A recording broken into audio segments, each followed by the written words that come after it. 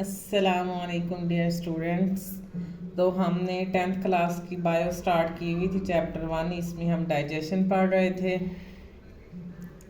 तो हमने डाइजेशन कर ली थी और ओरल कैविटी तक। उसके बाद हमने आगे नेक्स्ट स्टार्ट करनी है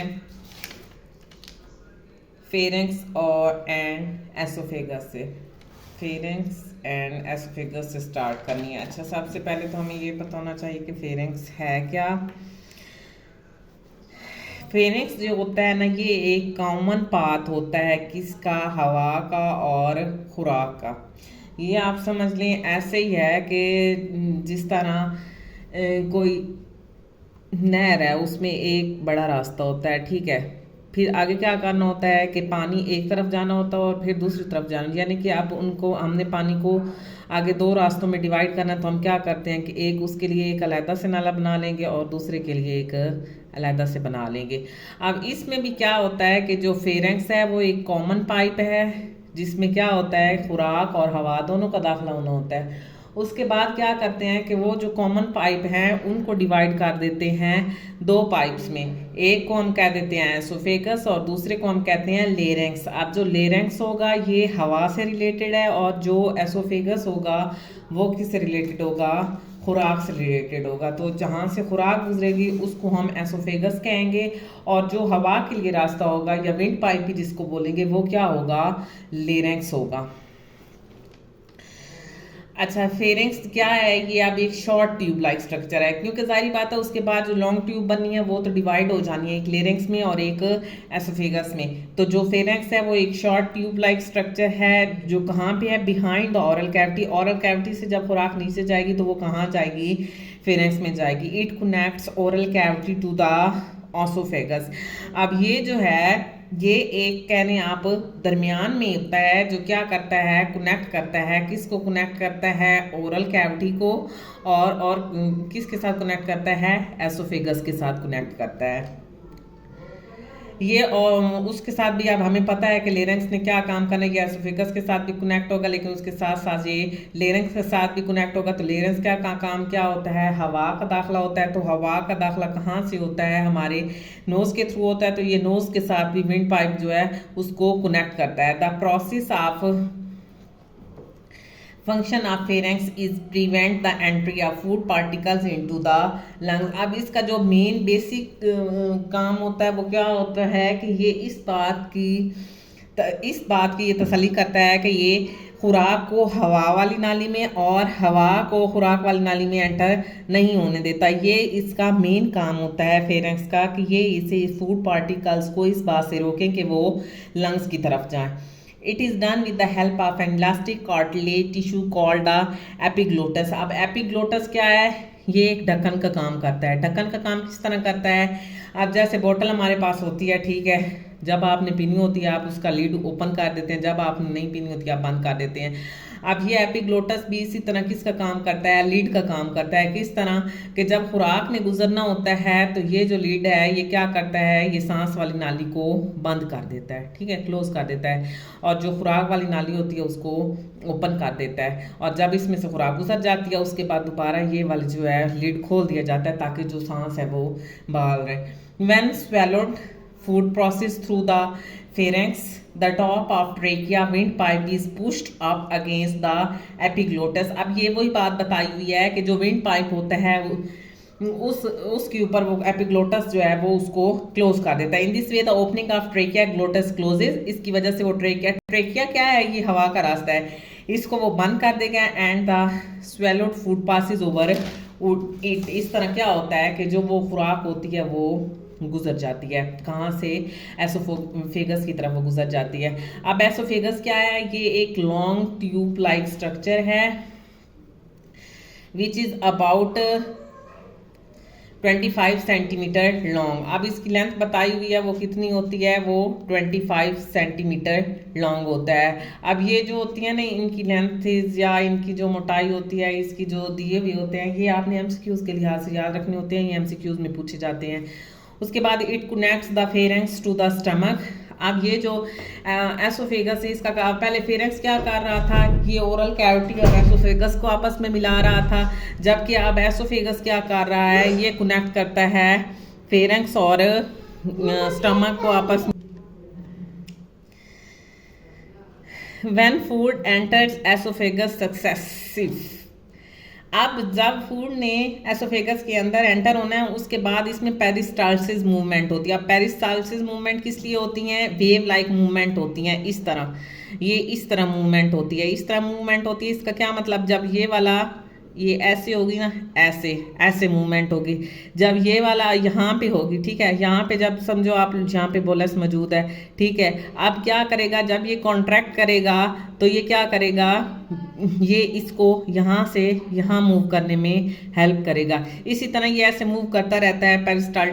पेरिस्टाल्सिस मूवमेंट इसमें होती रहती है, जिसकी वजह से खुराक क्या है वो एसोफेगस से आगे नीचे स्टमक तक जाती है।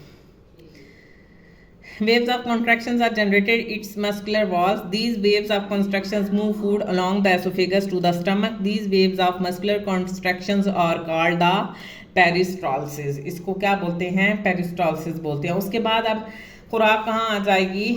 अब यहाँ तक हमने देखा है कि सिर्फ केमिकल डाइजेशन हो रही थी उसकी खुराक की मतलब उसके जो मालिक्यूल्स हैं उनकी तोड़ फोड़ हो रही थी, उसके अलावा कुछ नहीं हो रहा था। हमारी बॉडी में कोई चीज़ स्टोर नहीं हो रही थी, कुछ भी नहीं हो रहा था। अब वो सब कुछ कहाँ पे होना है? स्टमक के अंदर होना है। अब स्टमक क्या है? ये एक जे शेप पाउच है, मतलब इसकी जो शक्ल बनी हुई होती है ना, जब भी आपने बनानी है वो जे शेप होती है। तो ये पहले जे को लेके ना आपने इस तरह इसकी शेप बना लेनी है। ये जिस तरह इधर दिखाया भी गया है ये स्टमक, ठीक है, ये जे शेप्ड होता है। अब ये लोकेटेड कहाँ पे होता है?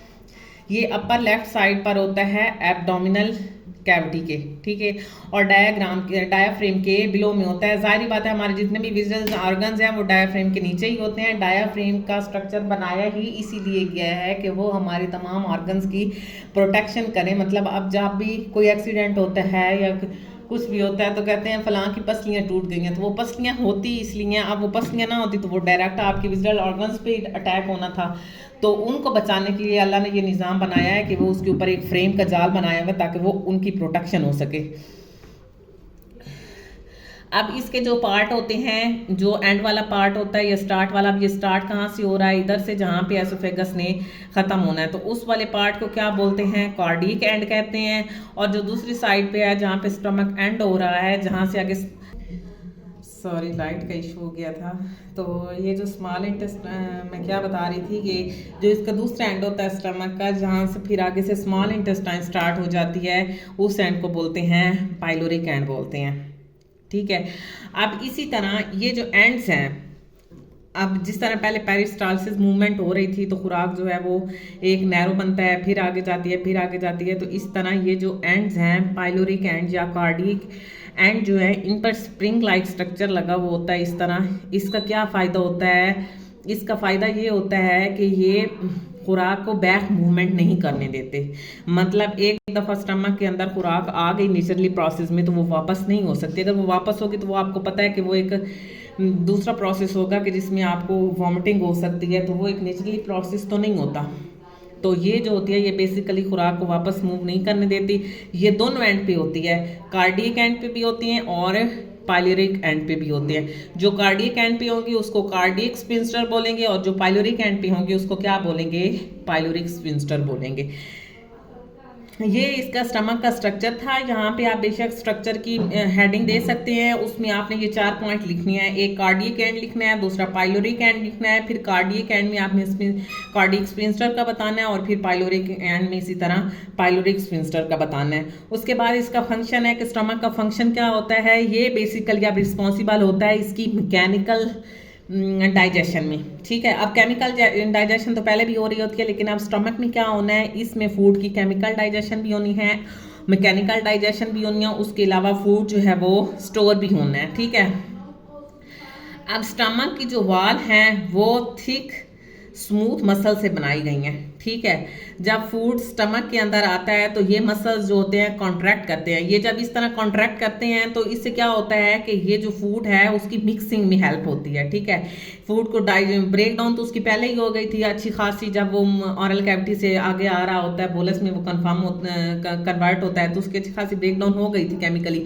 लेकिन अब क्या होता है कि जब ये कॉन्ट्रैक्ट करेंगे इसके मसल्स तो उसकी वजह से क्या होगी, इसकी मजीद ब्रेक डाउन होगी, जो फूड है वो आपस आपस में मिक्स होगा, जैसे अब हम पानी भी पी रहे होते हैं, हम खाना भी खा रहे होते हैं, यानी सॉलिड और लिक्विड जा रहा होता है, तो वहाँ पे इसकी क्या हो जाती है, मिक्सिंग हो जाती है फूड की। अब जब मिक्सिंग हो रही होती है, एक चीज़ जब काम कर रही होती है, इसी तरह आप देखते हैं आपने कोई मशीन चलाई हुई होती है तो वो आहिस्ता आहिस्ता गर्म हो जाती है, तो इसी तरह इसमें भी स्टमक में जब मिक्सिंग हो रही होगी तो ये हीट अप करेगा। ठीक है, इसके हीट अप का क्या फ़ायदा होगा कि जो लिपिड्स हैं वो मेल्ट हो जाएंगे और उनकी डाइजेशन में आसानी हो जाएगी। अब केमिकल कंपोजिशन क्या है स्टमक की, मतलब इसमें कौन कौन से केमिकल्स पाए जाते हैं जो हेल्प करते हैं खुराक को स्टोर करने में और इसको हजम करने के लिए। तो उसमें गैस्ट्रिक ग्लैंड्स हैं जो प्रेजेंट होते हैं स्टमक के इनर साइड पे, यहाँ पर इसके क्या होते हैं, गैस्ट्रिक ग्लैंड्स मौजूद होते हैं। ठीक है, जो इनमें क्या होता है कि गैस्ट्रिक ग्लैंड में गैस्ट्रिक जूस होता है। ठीक है, इनके पास हाइड्रोक्लोरिक, उसके अलावा HCl मौजूद होता है स्टमक के अंदर। ठीक है, और एक इनएक्टिव एंजाइम होता है पेप्सिनोजिन। अब ये इनएक्टिव इसलिए होता है क्योंकि अगर ये एक्टिव फॉर्म में होता है तो ये HCl के साथ रिएक्शन करके एसिडिक इन्वायरमेंट को इंक्रीज करता है, इसलिए ये क्या है, इनएक्टिव फॉर्म में पाया जाता है। उसके अलावा इसमें म्यूकस प्रेजेंट होता है। ठीक है, अब ये जो है HCl ये कन्वर्ट करता है पेप्सिनोजिन को पेप्सिन में, एक्टिव एंजाइम में। अब ये क्यों कन्वर्ट करता है, ये इसलिए कन्वर्ट करता है ताकि जो हमारे पास खुराक आई है उसमें जो एसिडिक मटेरियल है उसको हजम किया जा सके। अब पेप्सिन ब्रेक करता है लार्ज प्रोटीन्स को, कहाँ पे, शॉर्ट चेन अमीनो एसिड में, जिसको क्या हम बोलते हैं, पेप्टाइड्स बोलते हैं। हाइड्रोक्लोरिक एसिड का दूसरा काम क्या है कि इसमें अगर कोई पैथोजेनिक बैक्टीरिया आए हैं, मतलब वो वाले बैक्टीरिया जो कि कोई डिजीज काज करते हैं, उनको भी ये क्या करता है, खत्म करता है। ये HCl का काम होता है। अब इसमें अगर हम ओवरऑल फंक्शन में लिखेंगे तो अगर लॉन्ग क्वेश्चन में आता है तो ये इस यहाँ से लेकर इसमें सारा आएगा फंक्शन, लेकिन अगर शॉर्ट में आता है तो आपने बस इसके ये दो फंक्शन बता देने हैं। और अगर अलहदा आ जाता है कि पेप्सिनोजिन का काम बताएं, उसके अलावा HCl का काम बताएं, तो यही उनके वर्क है। ठीक है, mucus form a protective layer on the inner walls of the stomach where the neutralize the HCl। अब ये जो है म्यूकस, इसने क्या करना है, ये इनर वाल को प्रोटेक्ट करता है ताकि उसकी डैमेज ना हो, वो ब्रेक डाउन ना हो। ठीक है, उसके अलावा ये HCl को भी न्यूट्रलाइज करता है और पेप्सिनोजिन को एक्टिवेट नहीं होने देता उस वक्त तक जब तक उसका काम ना कोई हो। ठीक है, अब जो खुराक है वो स्टमक में आई है तो इतने प्रोसेस हो रहे हैं कि उसकी ब्रेक डाउन भी होनी है, उसकी स्टोरेज भी होनी है, वो सब कुछ होना है। तो यहाँ पर खुराक रहेगी कोई 3 to 4 आवर्स तक स्टमक के अंदर रहेगी। ठीक है, उसके बाद अब हमने कहा था कि ये इसमें लिक्विड और स्टमक मिक्स होना, जब लिक्विड और सॉलिड नहीं मिक्स होना, जब लिक्विड और सॉलिड मिक्स होंगे तो वो क्या बनाएंगे, वो एक सूप लाइक का स्ट्रक्चर बन जाएगा। ठीक है, अब वो जो सूप लाइक स्ट्रक्चर बनेगा उसको हम क्या बोलेंगे, काइम बोलेंगे। अब सबसे पहले हमने इसको क्या नाम दिया था कि जब इसकी ब्रेक डाउन हो गई थी तो वो बोलस बना था। अब जहाँ पे जो बनेगा उसको हम क्या कहेंगे, काइम बोलेंगे। ठीक है, अब the pyloric sphincter controls the flow of chyme. Each time the pyloric sphincter open about 5 to 15 millimeter of chyme moves into the small intestine। अब काइम ने पाइलोरिक हमने पहले बताया था कि उसका कार्डियक स्फिंक्टर और पाइलोरिक स्फिंक्टर का क्या काम है कि ये खुराक को फॉरवर्ड तो मूव करते हैं लेकिन इसको बैकवर्ड मूव करने से बचाते हैं। ठीक है, तो इसके लिए क्या करते हैं, वो ओपन होते हैं और जब एक दफ़ा स्फिंक्टर ओपन होंगे तो उस वक्त 5 to 15 मिलीलीटर काइम जो है वो मूव करेगा स्मॉल इंटेस्टाइन में। इसी तरह जब दोबारा मूव करेगा तो फिर 5 to 15 मिलीमीटर जो है वो स्मॉल इंटेस्टाइन में जाएगा। ये स्टमक का था फंक्शन, उसका स्ट्रक्चर और वो किस तरह उसके ग्लैंड्स वर्कआउट करते हैं, ये सब कुछ हमने स्टमक के बारे में आपको बताया। अगर इससे रिलेटेड आपका कोई भी क्वेश्चन हो आप कमेंट कर सकते हैं, आप पूछ सकते हैं। नेक्स्ट हम करेंगे नेक्स्ट वीडियो में। आपका कोई क्वेश्चन है तो वो आप बेशक कमेंट में ज़रूर बताया करें। अगर आपको वीडियो पसंद आई हो तो आप इसको सब्सक्राइब करें, शेयर करें। Thank you.